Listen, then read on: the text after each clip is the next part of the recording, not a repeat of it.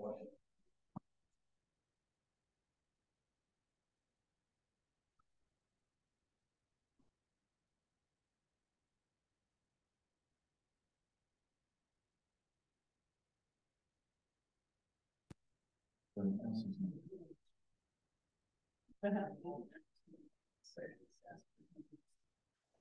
I wonder, she's not even understanding about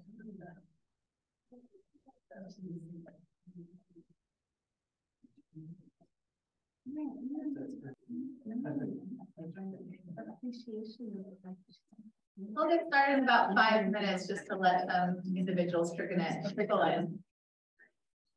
Because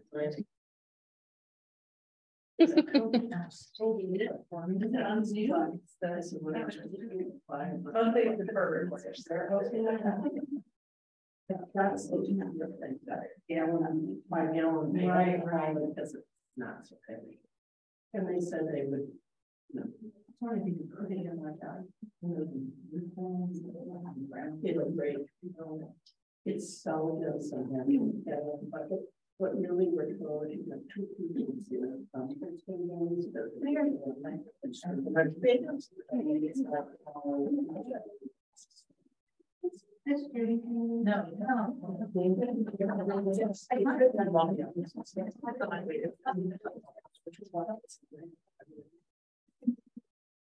yeah. But it can handle. Yeah. Yeah.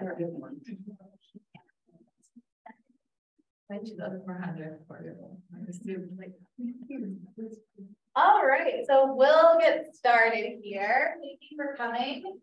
So we're here to talk about compost policy guideline changes effective April 1st. So we're about 12 days in so far. So we know there's a lot of questions out there in both Louisville and Lafayette. So this is just an opportunity for you all to hear directly from our compost manufacturer, and as well as you can answer any questions that you may have. So first things first, I just wanted to do a quick introduction to the team that you're seeing here. My name is Elizabeth. I'm the Sustainability Manager for Lafayette. And I'm Daniel. I'm the Sustainability Specialist for the City of Lafayette. Hi everyone, I'm Kayla Betzold. I'm the Sustainability Coordinator for the City of Louisville.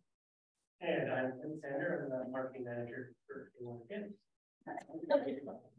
So just a quick agenda for today's presentation. You're going to get an introduction to contamination and the compost problem that we're experiencing regionally. So this is not just a Lafayette and Louisville specific problem. This goes beyond our city borders, goes all the way down to Denver. We'll say more about that. We're going to provide an overview of both Louisville's and Lafayette's composting programs.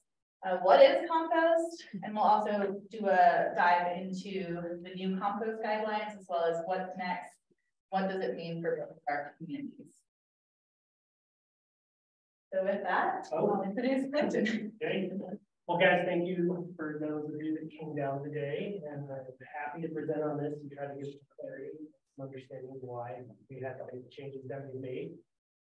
We understand that they are challenging. We understand that it's not easy, but what we're really trying to focus on now is the reset, and we're trying to focus on what's really the value of these organics, which is food, scraps, yard trimmings, those materials. As you can see right here, it says it's a massive contamination problem. I actually brought some with me so I can show you guys real quick, but 3 to 20% contamination by volume. What do I mean by volume? 3% clean. That is about a 45 to 65 cubic yards. Well, this is a 45 cubic yard pile right about here. So 3 to 20%, think of a cubic yard, 3 feet by 3 feet by 3 feet. When I say 3% of 45, or 20% of 45, we're looking at, 6 to 8 cubic yards of contamination. And what type of contamination are we talking about? Here's a good example of something that comes in the load. It's a garage door sprinter. These metals, plastics, this entire bucket. It's full. Come up and take a look when you get a chance. Hard plastics, light plastics, glass, silverware, non-compostables, compostables that don't compost. I mean, it's just the bin is not being protected, so we're getting a lot. And to understand how it ends up at A1. When A1 gets this material, it's coming in a full semi-truck. We're not getting small. We do have small bucket size haulers that come to us directly, but it's a large quantity. And so potentially that could have came from, multiple transfer locations. It could have been just one hauler with 300 residents, 400 residents. It could have been 65 businesses going into one coming to us. I can't tell you who is the bad culprit, who's the good culprit, when it ends up in my section. But what I can tell you is the type of contamination we're seeing in the levels that I'm seeing. So that's one of the challenges. That's why we have had to raise this alarm. Oh wait, did I go wrong?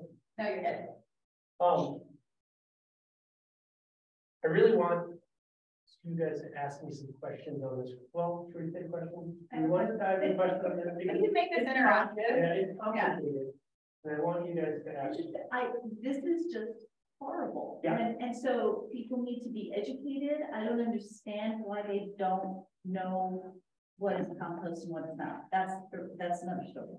What I'm most perturbed about is I take out food, let's say, from a restaurant, and we have all gone to compostable containers. They don't belong in the landfill. They don't belong in recycling. They belong in the compost because they are compost containers. And I still want to compost those containers. Yeah. I don't want to compost metal and plastic. I want to compost things that are compostable that don't belong in the landfill.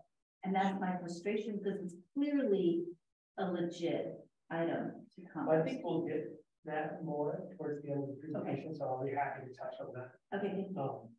But yeah, so guys, that's in a nutshell, that is what's happening. That is what we're seeing, and it's across the board. Like you said, we started up and down the Colorado range, so the city of Boulder, city of Denver, Louisville, Lafayette, Longmont, Golden, and an assortment of commercial, and the materials. Like we process over nearly 500,000 tons right now. The problem is in the 10%, which is about 50,000 tons diverted annually, which is curbside, front of the house, back of the house collection, commercial.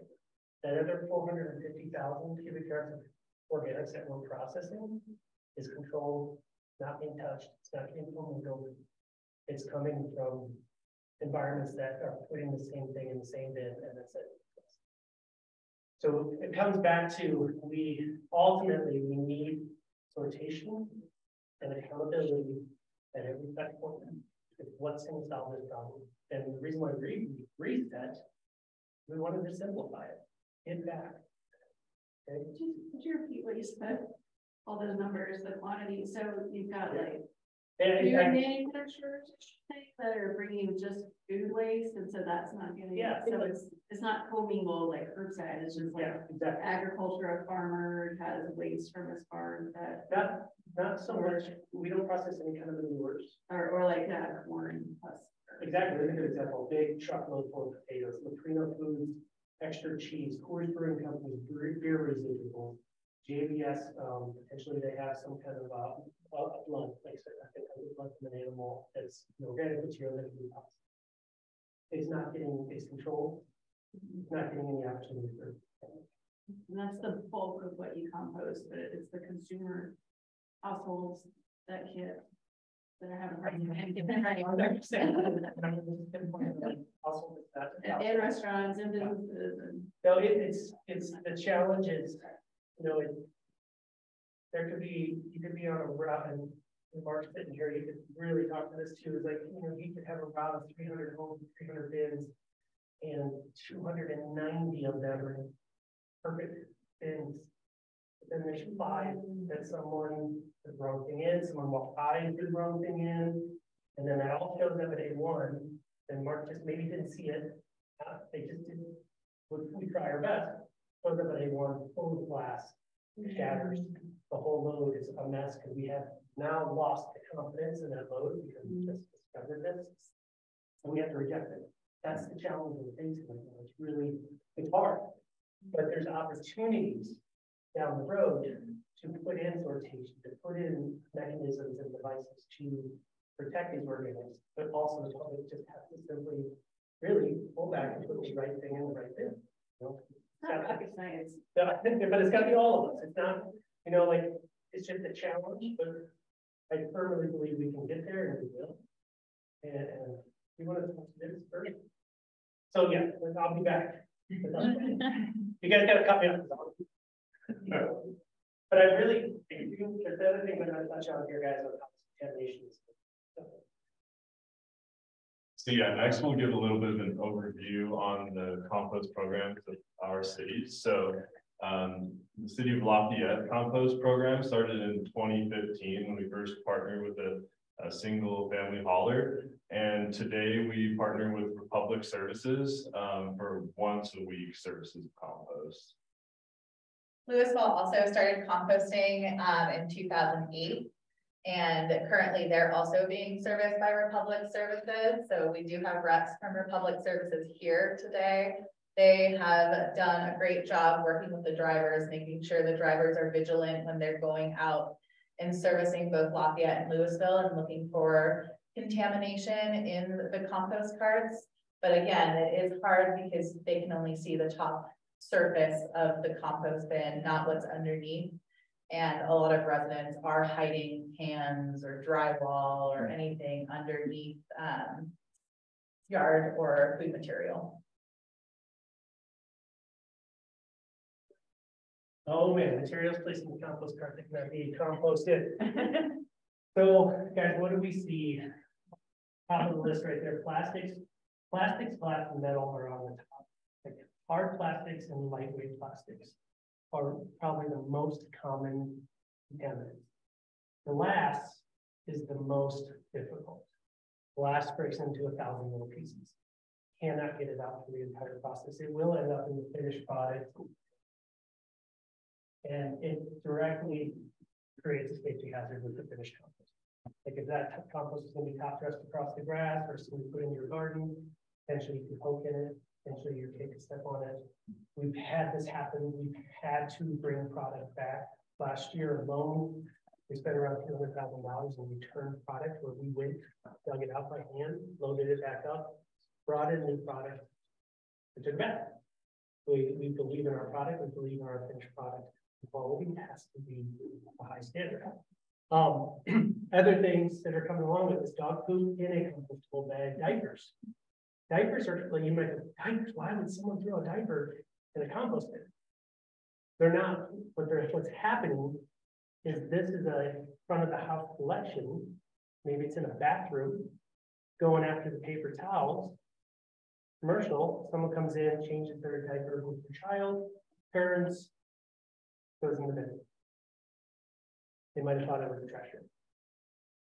They might have thought it was a compost bin and just threw it in there anyway.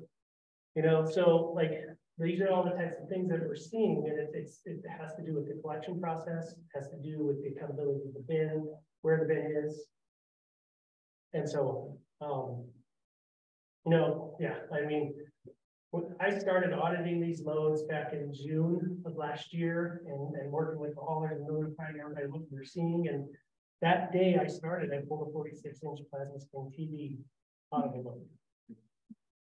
Like you would think about how would that get there? Would someone really put it in a bin? No, it probably ended up in there. This is where we all have to work together on this. It probably ended up in there because it was in a truck that didn't get emptied completely, and then went to like organics, ended up in it. Maybe it was on a transfer floor, accidentally got scooped, put into the truck. Again, there's all sorts of ways, but it's really hard to identify this from my end. I can provide the feedback of one and that's the kind of things we're seeing. I'm sure the recycling probably gets some. Exactly. I mean, that you bring up a great point, and that's something that we don't have. I'll speak on that real quick because if you think about single stream recycling, all these different items going into one bin goes to a MRF, material recovery facility, which is going to source separate them into what they are, so that they can then be bundled and sold to their recycling markets. Throwing all the same stuff into a compost bin and sending it to us, It's not getting separated. It's coming to us all like that. And we don't have mechanisms at our facility to do that. And then if you think about manual sortation, trying to manually take this out, there's certain items you come across it, you probably don't want doing that. And also, we're not like California, you know, we have cold weathers, you know, it's windy, freezing temperatures. It's not a fun, would not be fun at this moment. We need to, as diversion starts to increase, we gotta increase our infrastructure and our ability to manage the materials. Clinton, we have one question from our online participants. Oh, great. How are the new guidelines going to help to prevent these types of contaminants? So what was kind of the premise behind changing the guidelines to reduce the amount of materials, and how will that address the types of contaminants that we've been seeing? It won't stop contamination. This contamination is happening for a lot of reasons. But what it does is it simplifies the stream. So when we look at the stream and look at this material coming into our facility, it should be food and it should be yard scraps and trimmings. It helps our partners and our haulers who are hauling these materials when they're trying to identify what's in the bin, what's not in the bin. You know, we ultimately want to get back to a place where some of these non-traditional compostables like craft bags, paper towels, some of those materials could be allowed back into the stream. But when we can't, when we can't identify everything, and we just think of pulling the load that's just full of stuff, we're gonna have to reject it. So we're trying to focus on the value, or the volume of what organics really are, which is food, and we are, I'm gonna say yard waste. I hate using the word waste because they're natural resources, but yard waste and food. We're focused on them. Those what we need. That's the first. Well, what is yard waste? Branches and grass clippings and leaves? Yeah, branches, grass clippings, leaves. So anything you can find in your yard that you want to pull out that's an organic. we used to say that shredded paper could go in there, but no, no paper towels, no cleaning. Yeah, so shredded paper, a lot of times it's going to have small plastic in it, because think about the envelope, the window on an envelope, a credit card. No one's organizing their shredded paper. Say maybe someone off, they are, but if you should say shredded paper to the masses, it's going to come in pre-shredded to me. It's going to make it all the way through. I cannot, when we screen finished compost is finished, it goes through a large screen, just like a baking sifter, like when you're sifting your flour, same kind of idea. It's already shredded plastic. It's going to make its way all the way through into my finished compost. The reason, maybe that paper that is truly just natural fiber paper, yeah, it'll compost just fine. But when it's commingled and shredded in with plastics, and then it shows up at my site and just goes boom and blows across my entire site, goes into the finished compost, it's very problematic. So pizza boxes and like she's saying, the takeout boxes, none of that can go in there anymore. No. So just we'll get to that list as well too. We'll get to that. And yeah, and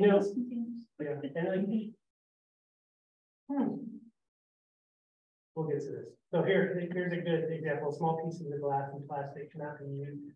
I'll talk to that one. But the first is but this here, I pulled this profit to you guys, so not everybody can see that. But when here's all the small little things that it's going to end up with.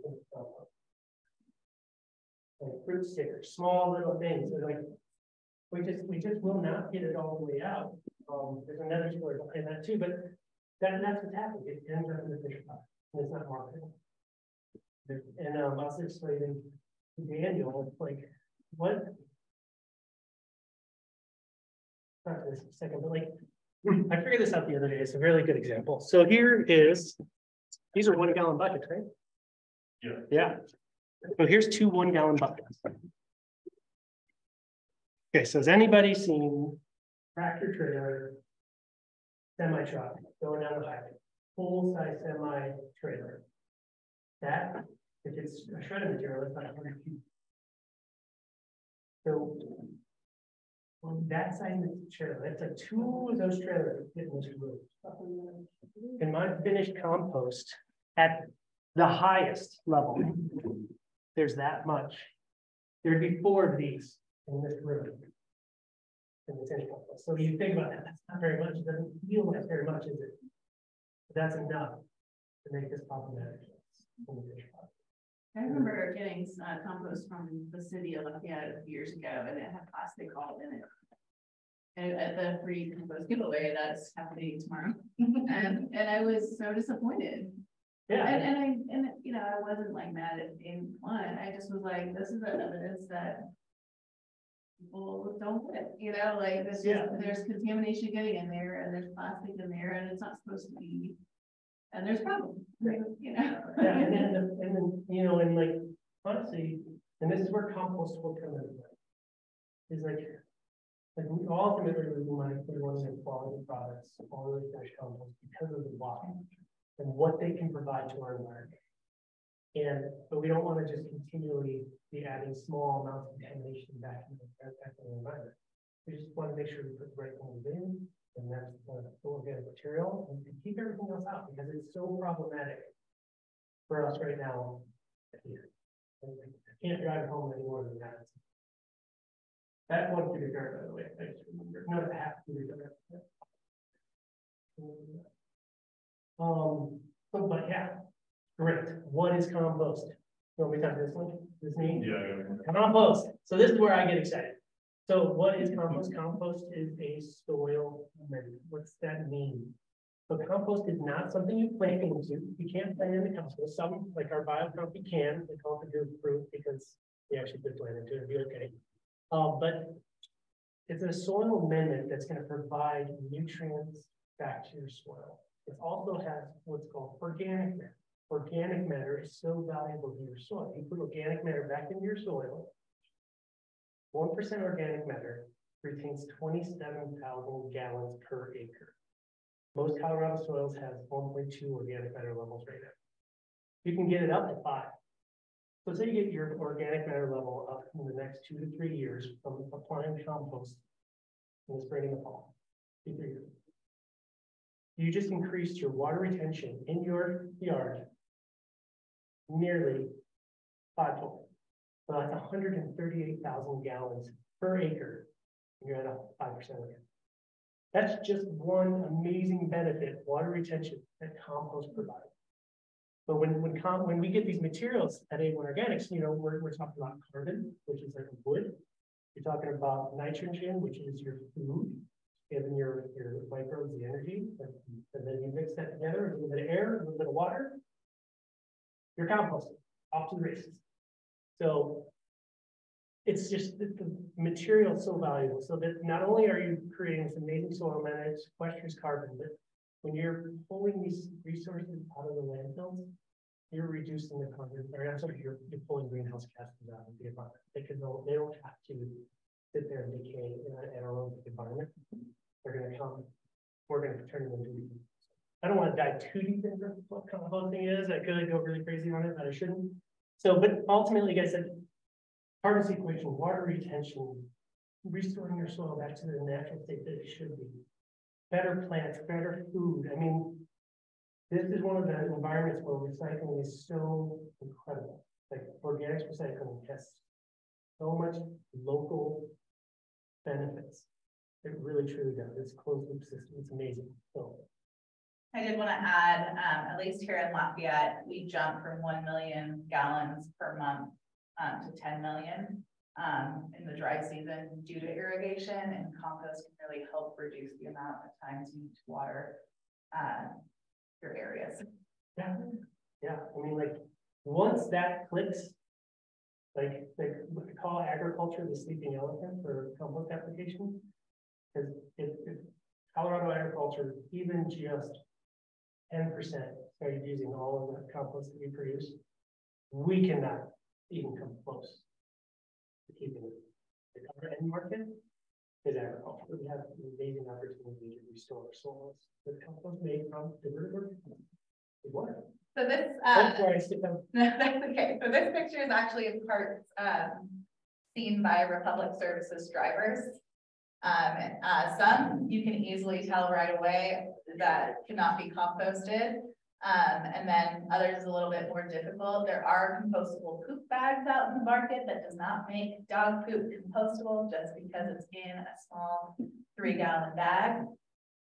So there's a lot of confusion right now on what can actually be composted. You can see the items laid out here. And the city, both of our cities are trying our best to educate residents, but we can only do so much. We have to have the resident eager, wanting to learn more about it. We also have wishful composting. I've seen jeans go into the compost part because they're made out of cotton. So technically they should be composted in their minds, but that's just not the case. Greenwashing is a big issue right now. So back to your compostable products. A lot of restaurants purchase something that says biodegradable, eco-friendly. None of those words mean compostable. And furthermore, there are a list of approved compostable products, specifically with A1 Organics. So the restaurant may not go to A1 Organics, select the specific brand that is truly compostable.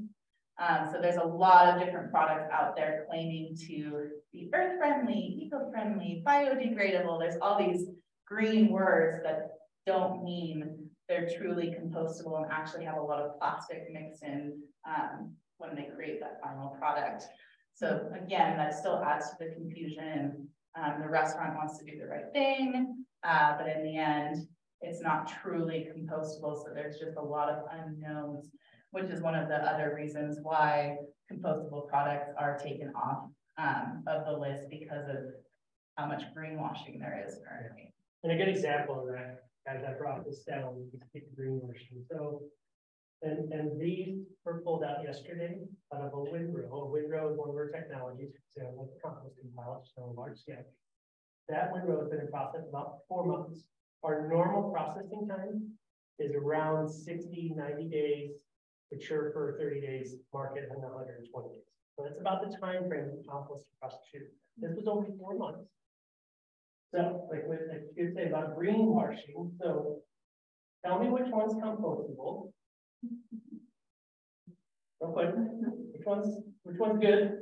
Okay, I know I'm messing with you. So, okay, so this is what we're seeing. So, like, not compostable looks green. So you think, oh, that's green. It's not compostable. No, that's probably one of those mail bags, not compostable. This is compostable. This should have broken down. It did not. Not compostable. This is compostable. Still did not break down. And it is not one of the brands that has been listed. And this is where, like, this is our challenge. Like, most likely, I'm probably gonna get this out because it's a lightweight. I might screen it out. But if it breaks into small pieces, then it's gonna end up in that finished compost that you saw in the bucket. But you're spending a lot of money on this type of compostable bag that is only going to take a longer trip when it lands at A1. And it gets either screened out or it might take it's still going to land. Did it divert organic food? Yes, it did. Did it help with organics? Yes. Does it hide contamination when it shows up on my site? Can I see into these bags? No, I cannot. I would literally have to manually open every single bag to make sure contamination is not in. So it's a double-edged sword. It's a catch-22. It's hard. So the reason why we have very specific bags on that list is because they have to feel disintegrated, tested. Not only are they tested by BPI, making sure they're created from the materials that are approved for compostables, but CMA is then taking these bags, putting them into my windrows in my technology, and verifying they actually broke down in the time they needed to break down under my conditions in Colorado. It's taking the compostables to a whole nother level to really truly make sure that we're doing what we're supposed to be doing. And this is changing on a national level. We're building awareness, which is really exciting.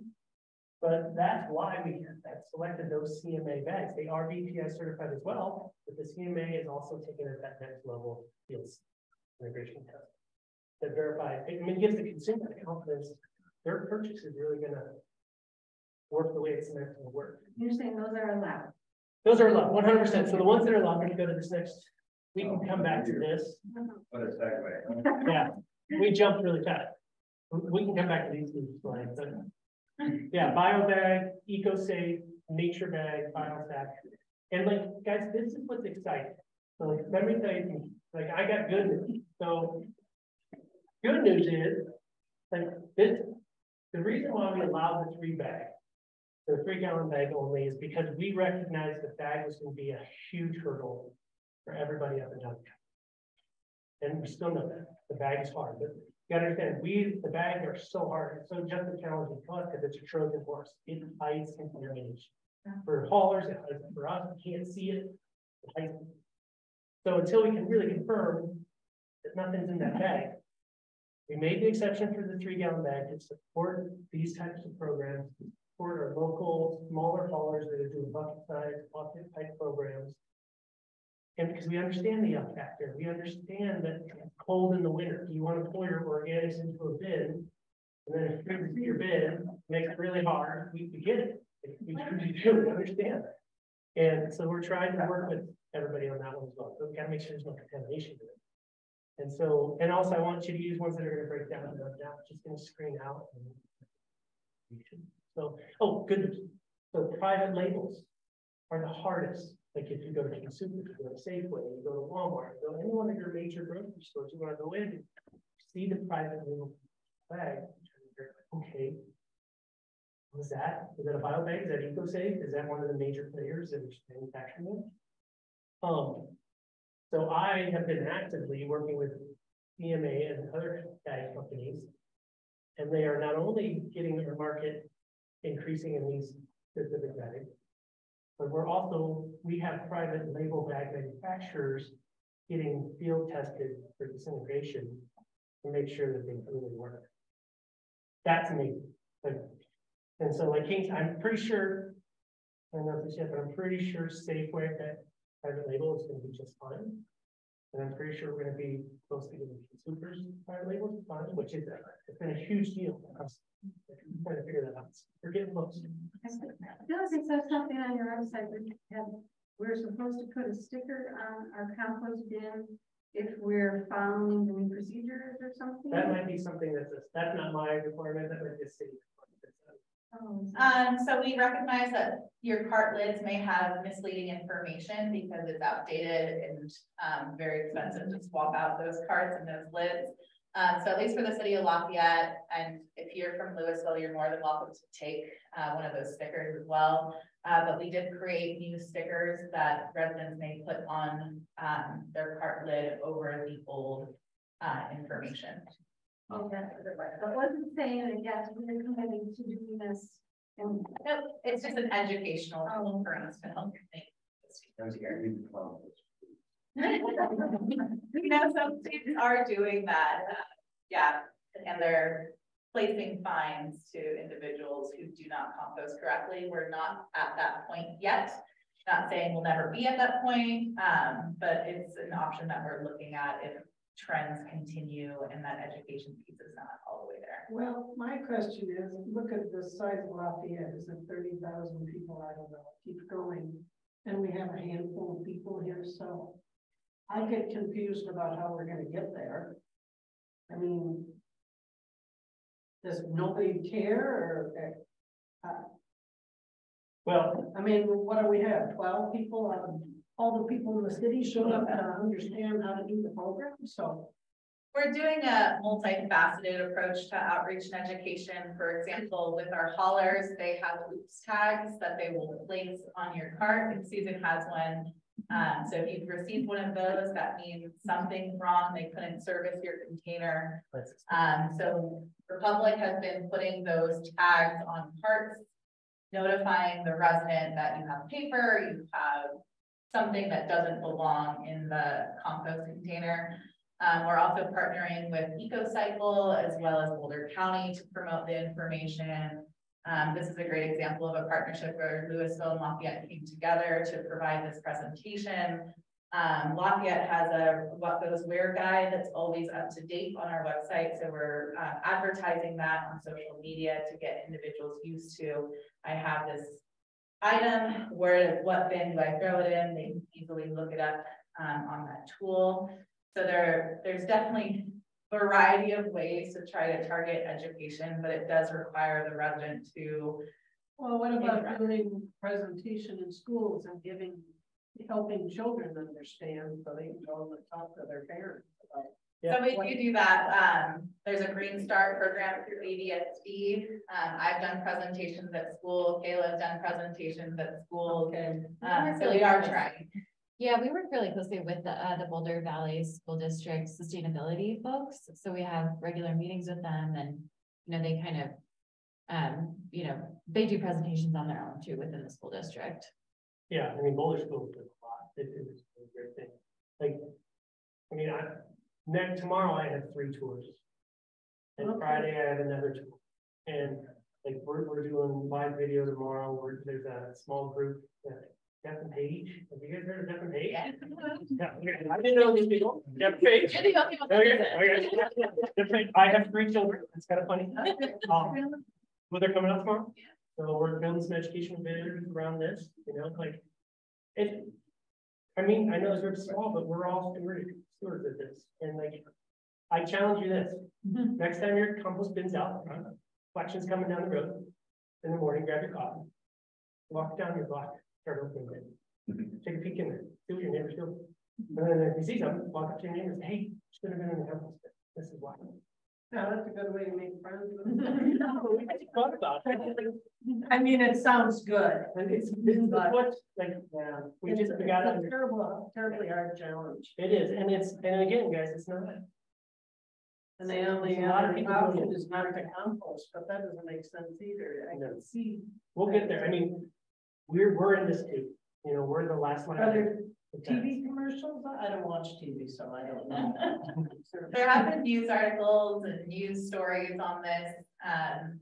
Yeah, we're all collaborating as one region to figure out the best way to get this information out. I know NPR had a segment on composting. There was, yeah, so multifaceted, collaboration. NPR, CPR, Channel 4, Channel 7, Denver Post, Westward, have been on all of those.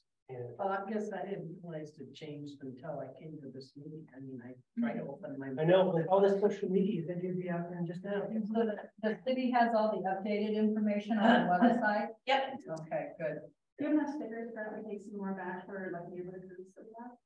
We should have, and we also have Spanish up there. And I think I heard you say that you have to remove the stickers from fruit and that kind of thing too. Fruit stickers are a huge nuisance. They're in the bucket. Wow. Yeah. But I have haven't thought that with a deep. fruit sticker never gets, it does not break down. They're made out of plastic. There are compostable ones out there. We have to market it. I mean, the industry has not caught up with that yet.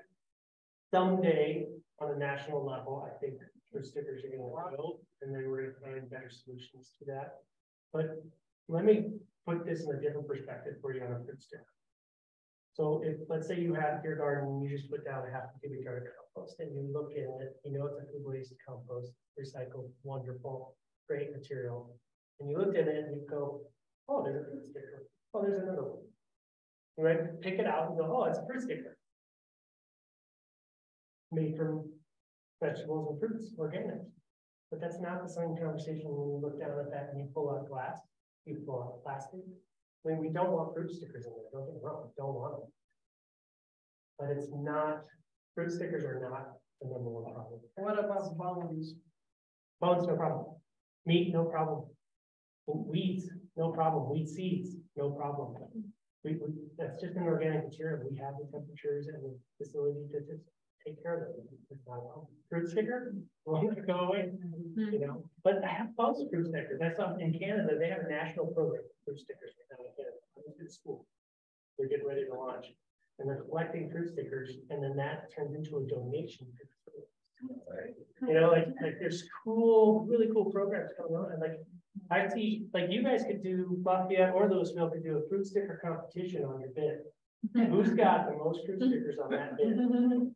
I've seen that. It's pretty fun. But again, it's just bringing this awareness. It's going to take some time, but we can all do this. And it's, I'm just telling you, reducing the greenhouse gases from landfills and creating this natural soil amendment and putting it in your soil is incredible for our soils and our environment. Like, when the people finally turn that on and realize how valuable compost is back to our soil, and what it's gonna do for everybody, it's amazing. It's just incredible. So I was a little concerned that maybe less people would choose to do it if they couldn't put their tea bags in their coffee filter. yeah, and I understand. We had to simplify it down. Right, I understand. Yeah, it's like a paper towel. Like you say, oh, you can put a paper towel. Then like, we want natural brown certified paper towels, not Revolve Bounty, but not Bounty, all these other ones, because they're putting in a thin layer of plastic within that paper that is to help with water. I'm not gonna say this right, but it helps push the water, helps absorb, it's water thing. And absorbency. And it's kind of absorbency, but also protection for grease, making sure it's a little bit more durable, instead of break when you're still whitening across it. Yeah, I think like a tissue. Let's imagine that all of us try to wipe off water with tissues. Doesn't work really well. Kind of close. So that is microplastics in that paper that's coming into the compost. Like that's our challenge. When you say how you get, you don't just get spit. So the cardboard spoiled boxes that used to go in there, that's gotta go in the trash. Well, there's a couple different best practices depending on the city and how they operate. But you know, the greedy ones, they're just saying pull the bottom off, throw the trash, the top part, throw it in recycling. Some recycling centers allow a little bit of grease, so it's not that big of a deal that you put in. The reason why we don't want them is one, it's not a certified compostable product. It's just a pizza box, so I can't tell you how it was manufactured, what's in it. And the condiment packets come along with it, the wax paper comes along with it, the little plastic table thing comes along with it, and no pizza. I want pizza. Take pizza all day. Pizza's great. So like here, like where are you gonna do something? So here's the items that are allowed in the cart. You know, like they're saying here, you know, keep it simple, keep it clean. We're talking about food scrap, we're talking about yard. You know, if you can eat it, put it in there. Now, don't argue with me and say, well, I don't usually eat eggshells. Most people don't, but eggshells are just fine in the compost cart. That's okay. You don't eat your coffee grounds. I understand. Well, some people do, but I understand that's okay in the coffee cart. I mean, like if you would you feed it to your dog? Would you feed it? Would you eat it? It can go in the compost. So I know there's those exceptions. go in, but not the filters. Not the filters. We're asking the filters to stay on as a small. But a filter is a great example of something that potentially can come back later. You know, because coffee filters, coffee filters are not they're not our. What could we want to simplify the treatment? I just wanted to share a comment from one of our virtual participants. He said that since these changes have gone into effect, they've noticed that they're more careful to reduce their use of paper towels and tissues. So, you know, I think we've been talking about this on the city side of things too. We, you know, if the recommendation is no longer compostable materials, I think a silver lining way to think about it is that it's encouraging the transition to reusables. And so just wanted to share that piece. This person said they're using reusable cloths and handkerchiefs instead of as many paper towels and tissues. So What? I mean, like, what's the 3 hours of recycling? 3 years recycle. Like really recycle the last step, you know, reduce, reuse, really the first step. So again, we talked about the bags.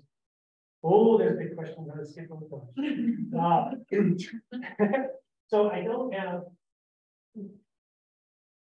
Trying to show this picture on the site. So like a lot of us, you won't be able to see this online, and I apologize for that. But you never really. I can walk around with it. There you go. I just turn it up. Okay. Can you guys see that? Oh, Xfinity. Okay, so that's our Kingsburg facility where we process food waste type of material. You guys see that? So you can walk around. I like it in there. We again, like we have stressed that this is a reset. You know, we need to reset the site, and we specifically mean reset the site. We have a lot of material that has contamination in it that needs to get through processing. That picture I show you is about 70,000 cubic yards of in process or to be or finished compost. That has a, like I explained to you before, a small level of productivity. That material doesn't have a home at this moment. So we have to determine what we're going to do with that material. We need partners, we need to work with other people to find a home for that, figure out what we can do to use it. We need to clear out our space, clear out our site so that we, as we have the like material still funding. I talked about that since you guys were public services. I actually just left Mark a message last week that was really great. Hope you'll mind calling me out. Thank you. Keep calling me out. Okay. But we have to get our site reset. And we're not going to be able to get these materials coming back because we want to do pilot. We want to start working with communities to figure out new solutions to do this, but we have to do that first because we're running out of space. And we need a home for the finished product. So what I can say also is that the diversion right now is increasing all the time for training, which is wonderful. We need to do this. But as diversion increases, we're creating a finished product that needs to have a home. We need to have a market to go to. And we've been in the business for 50 years and have created wonderful markets up and down the Colorado range. But we're talking a lot of material that needs to go back to cities that are diverting the material, having a commitment with Lafayette and Louisville to bring back percentage of material that's created from your guys' efforts, which is going to provide all that community benefit, water retention, carbon sequestration, all of it. So that's, we need those commitments, we need those partnerships to really make this a closed loop system. So yes, I don't have a time frame to tell you on this, but again, we want to reintroduce materials that we believe are effective at diverting organics. And then potentially, if we're talking about compostables, making sure you get the ones that are working correctly, they're easy for you to identify. I was actually at the state capitol yesterday, testifying for a truth in labeling bill for the state of Colorado that would take off biodegradable, get rid of that language so that when you're a consumer and you go into the store and it says compostable, it's compostable. It's meeting the ethical standards you need it to meet. You have the confidence that that truly is a compostable product, which gives me the confidence they're going to work with it. So the stuff's coming, and we're going to get there. We just need a little bit of time for it to finish right. Anybody have a question to that? I want to leave that open for a question. Anybody want to ask me a question about timing? Okay. And what I was going to say, like loads are still coming. And last week, here's a great example, like us providing feedback, me out there looking at a load. I walked out to a Republican just recently, that's your hauler. And I walked out and I saw, I think, a plastic bag, something else. I grabbed those few things, went through their saloon. I'm like, wow, this looks great. Threw that away, accepted the load, moved on. You know, I didn't just walk up and go, oh, there's a couple pieces, reject. We're not going to take this. Like we're going to put in the mechanisms that help sort at our facility at the last moment. We need sortation in the middle, and we need sortation at the beginning. We need to make sure that everybody's verifying what's happening at the beginning. And I was excited. I gave Mark a call. I said, dude, real fun to say that. But I said, Mark, this was really great. Just wanted to pass that one. This is not me. This is I'll take it. So yeah, what does this mean for Lafayette and Louisville? So as cities, we're engaging in pretty intensive education programs right now. And then Republic is engaging in education at the curb. So drivers of trucks will let residents know when they see inappropriate materials occurring in those trash bins. But yeah, basically, we're just trying to ask our residents to help clean this problem up. And you can see a variety of different ways that we're doing that so far. We're engaging in social media platforms. That's part of what I do, designing social media content, to spread out to residents of these cities. There are city newsletters. Our website is super up to date with a variety of different information and resources. And also Republic is about to drop a new postcard that will come out to all residents as well. So Basically, everyone in these communities should be informed about the situation at this point. And then also a variety of major news media outlets are also covering this. So, I mean, I've read articles by the Denver Post about it, and you can see it on whatever news station you watch as well. So yeah, a diversity of different ways that information is being spread. We do have those compost bins available for residents to come and pick up at Lafayette City Hall, including compostable bags and those stickers. So our drivers are also equipped with stickers. So if they get someone who approaches them, the driver can provide that education and hand them a sticker. So it's really a multifaceted education. And Kayla and I are part of the Resource Conservation Board. That's a regional board that we've discussed this. We're also part of a regional communications team that's discussing this.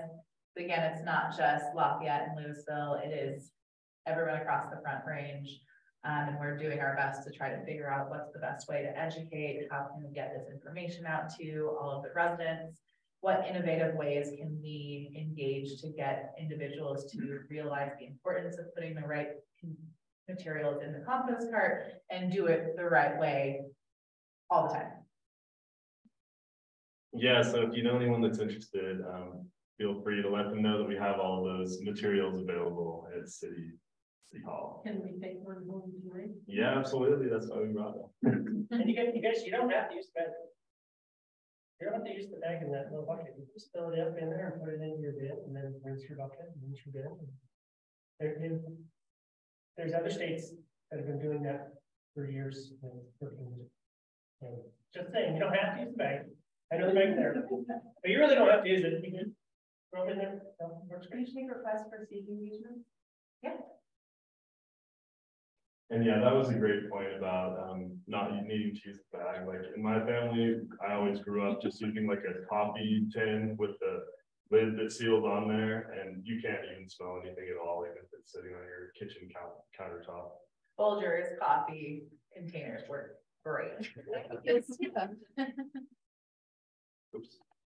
Yeah, so I just wanted to end with yeah, just a little fact from the EPA. So basically, food scraps and yard and plant trimmings make up 30% of the materials that are sent to landfills on a nationwide basis. So, I mean, we're talking extremely massive quantities of material. So yeah, that just brings me to this quote: "Small acts, when multiplied by millions of people, can transform the world." And yeah, what that basically means is that we all need to just strive as individuals within the community to do our part. We don't all need to be perfect environmentalists, but yeah, we can all make small little changes in our day-to-day life. When you're looking at the scale of the world, this will make a huge impact. Yeah, so thank you guys very much. And yeah. One thing I remember reading was that their loads would be rejected and the cities were being fined, or the entire load, you know, was then going to landfill. And I think that second part is really a strong point to make to people, because you know you're doing your part and then there's contamination in it, and that entire tractor trailer is then going to the landfill. Whereas simplifying it, hopefully there's going to be less of that protection, right? And so I feel like there's going to be more, even though we're composting fewer materials, we can't compost these compostable things, like, you know, the take-out containers and the plant plastics, etc. Maybe overall we're actually getting more composted because there's those that aren't affected. That the case? Yeah. I think that was huge. Yeah, we have 50%. So yeah, when we started, and again, I know this seemed like a surprise to a lot of the public, but we started the process June of last year. Yeah. And you know, I started putting forward the information to our partners, like here's the contamination levels, this is what we're finding, and they started actively working on programs, looking at things, trying to figure out new solutions. But yeah, in that time, and still, we were rejecting full semi-loads a day. That would cost, I mean, if you remember, when we reject a load, it shows up at our site, it goes on the ground. We see the contamination, now you have to pick it back up, you have to put it on a truck, you have to bring it and send it to a landfill, that's a lot of cost per load. And that was going back to our partners, always were getting hit with that, you know, and that's hard, it's really hard. And then the second part, like the compostables is the same as kind of thinking about a paper towel. You say, okay, let's put a paper towel. Soon you say, okay, let's put compostables in. Holy cow, you've got every compostable in the world going into that bin, and it's, I tell you right now, it leads to increased contamination because they're hard to identify, they're hard to know which one's working, it's confusing. They're always looking at it going, I don't know, you know, but there's the companies out there that are producing really great ones. But we're just not there yet. We have to reintroduce that in a different way. You know, so it's going to take a little bit of time to get back to there. So, but our state is really actively working on things, which is really exciting. So are all the partners and cities, which is really exciting. We have a question from our virtual attendees. So when we look at the contamination that's happening, how do we weigh out, you know, wanting to continue to have curbside composting for everyone, and then considering some sort of program where it's an opt-in, where, you know, residents or businesses would have to go through a training to then have curbside compost pickup? Any thoughts around that from A1 or? What I'm just, I can answer. yeah, but I won't speak for you guys on that would work opt-in versus opt-out. But what I can tell you is when you're invested in the program, the contamination will be much, much lower.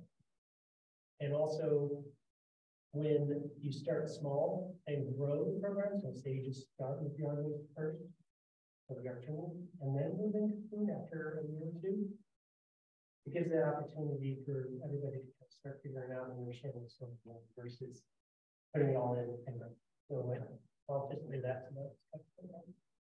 I will add to that and say, reiterate that 30% of material that you're throwing away is plant and yard trimmings and food. So that's 30% of material that could be turned into this nutritious black gold is what I call it. But instead, if we allowed individuals to opt out, that 30% is going to the landfill, which is an no oxygen environment. So it's just sitting there and taking up space in our local landfill, which is in Erie. So it is very local here. And in fact, I got a really cool way to put this in another perspective. I figured out just recently. But I won't say the city, but if you took the organics that came out of Colorado City over the last 3 years that were diverted, we're talking around 35,000 tons of organic material. Now you process that and you turn it into finished compost. You're going to lose about 40% of that income because through the composting process, they reduce it, it gets smaller, you know, it's the bugs are eating what they want to do. That turns into around 16 to 18,000, well, more like 20,000 cubic meters. 20,000, a lot of it. Okay. You put 20 tons per acre, you're going to sequester 10 tons of carbon out of the air. And if you take that 3 years of organic conversion and you put it down on 20 tons per acre, you're around 600 acres. Actually, it's a little less. A square mile of farmland is about 600 acres. Square mile. 3 years of conversion, finished compost on that much land, sequestering that much carbon, 10 tons per acre. You're talking around 2.2 million cars pulled off the road annually. But think about the footprint. It's a square mile. 3 years of diversion, finished compost, taking care of your environment, community.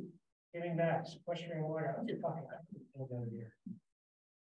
So, like, when you think of an end market, when you think of the finished product that we're creating in that closed loop system, it's not on a table. It's amazing. Thank you. Yeah. But we'll stick around if anyone has any further questions, but thank you for coming. We appreciate it. Tell your neighbors, tell your friends. This presentation will be available online for others to Very interesting. listen